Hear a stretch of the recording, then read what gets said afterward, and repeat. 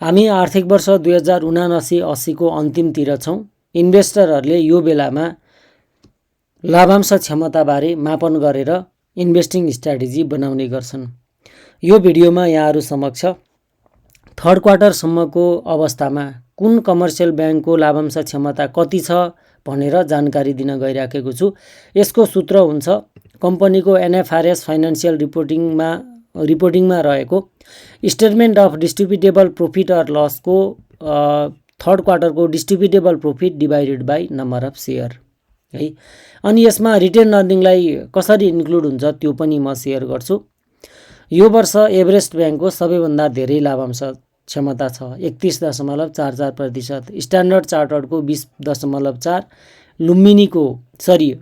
लक्ष्मी ब्याङ्कको 11.5 छ, अनि एसबिआईको 11.54, अनि माछापुच्छ्रेको 10.39, सानिमाको 9.67।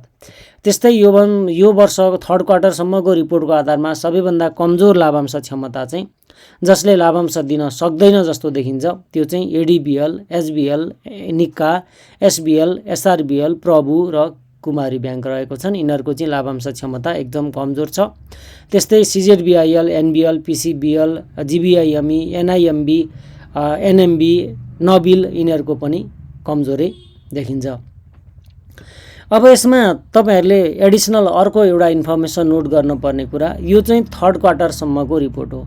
अब अघिल्लो आर्थिक वर्षमा बोनस दिएर पर्याप्त रकम बचेको छ भने क्षमता बढी पनि हुन सक्छ। फर एक्जाम्पल एनआइसी एसिया हामीले थर्ड क्वार्टरसम्म आइपुग्दा त यसको माइनसमा देख्यौं हैन, तर अघिल्लो वर्ष बोनस दिएर बचेको पैसा अर्थात् यसले बोनस दिन पाएन त्यो रकम सहित हिसाब गर्ने हो भने चाहिँ 24% को क्षमता यसले राख्छ। यसको लागि चाहिँ अरु कुन कुन कम्पनीमा तपाईले क्रस भेरिफाई गर्नुपर्छ त्यो हेर्नु होला रिपोर्ट डाउनलोड गरेर। त्यसमा एउटा स्टेटमेन्ट अफ डिस्ट्रिब्युटेबल प्रॉफिट हुन्छ र अन्तिममा चाहिँ त्यो रकम दिएको हुन्छ। यो भन्दा बाहेक राष्ट्र ब्याङ्कले निकाल्ने जुन एउटा की फाइनान्शियल रेशियोजहरु हुन्छ हैन, त्यो बैंक सुपरभिजन डिपार्टमेन्टले निकाल्छ। जस्तै सीसीएआर चाहिँ हरेक 3 महिनामा 8.5 पुगेको नपुगेको नन परफर्मिङ लोन वाञ्छित सीमामा रहेको नरहेको कुराले पनि लाभांशलाई चाहिँ प्रभावित पार्छ। यसै क्रममा अब विकास ब्याङ्कहरुको पनि यदि तपाईले हेर्नुहुन्छ भने खासै विकास ब्याङ्कहरुको यो वर्ष लाभांश क्षमता स्ट्रङ देखिँदैन। यसमा पोजिटिभ भएको चाहिँ सबैभन्दा राम्रो लुम्बिनी रहेको छ जसमा 5.5 को मात्रै क्षमता छ।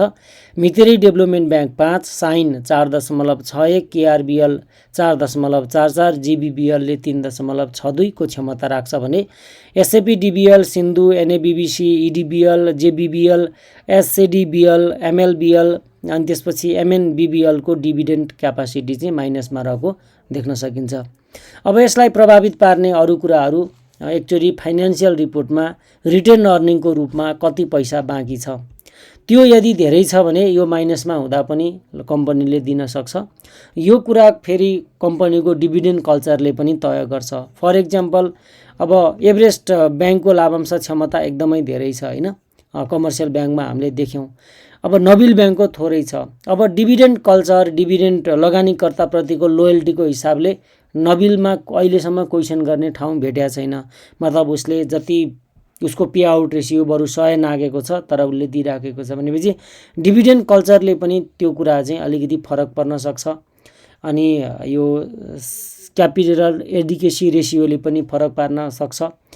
यो भन्दा बाहेक अनि रिटेन अर्निङले यो डाटालाई फरक पार्न सक्छ। सोही अनुसार बुझेर सकेसम्म यदि तपाई किन्नुहुन्छ र बेच्न जान्नुहुन्न, होल्डिङ गर्न मात्रै आउँछ भने केही न केही दिने सम्भावना भएकै कम्पनीमा होल्डिङ गर्दा बेटर हुन्छ। मैले विकास ब्याङ्क र कमर्सियल ब्याङ्कको स्थिति यहाँहरु समक्ष पेश गरे। आशा छ कि यो भिडियोले केही न केही डिसिजन लिन सजिलो हुनेछ।